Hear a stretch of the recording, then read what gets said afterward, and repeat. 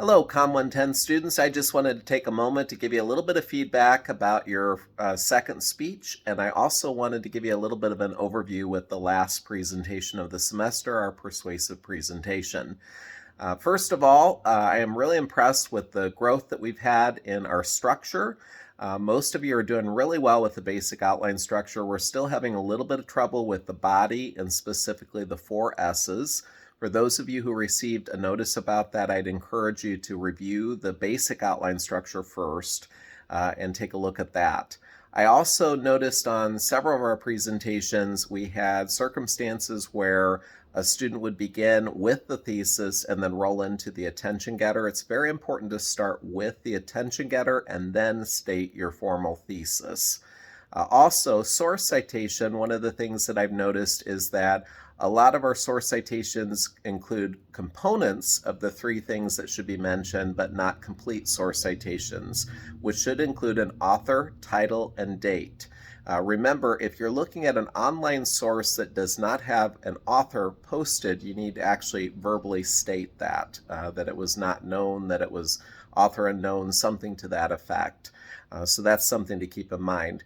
From a delivery perspective, some of the things that I'm seeing is that we need to work a little bit on our note reliance. Also try to use more handheld notes as opposed to off-screen notes. And also with the use of movement. I'd like to see a little bit more movement in the camera frame. Some of you have really good gestures, great eye contact, but we don't have a lot of movement, and you're far enough away from the camera in most cases where you can actually incorporate a few of those. A lot of you are using great visuals, really pleased with that, and I hope that we continue with that with the persuasive speech, as that is a requirement. I've enjoyed seeing all the different kinds of visuals you plan to use in your recent discussion board posts.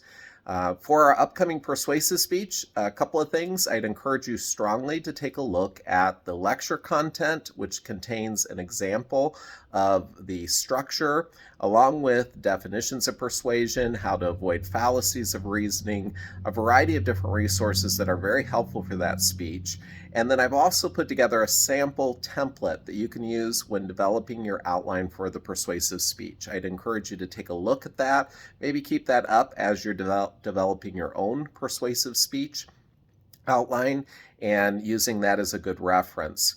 The final thing that I'd advise is that you take a look at the description of the persuasive speech, which is found in your course syllabus and also included on the announcements. You can take a look at that and let me know if you have any questions. Reach out to me via Blackboard or email, bgoken@icc.edu.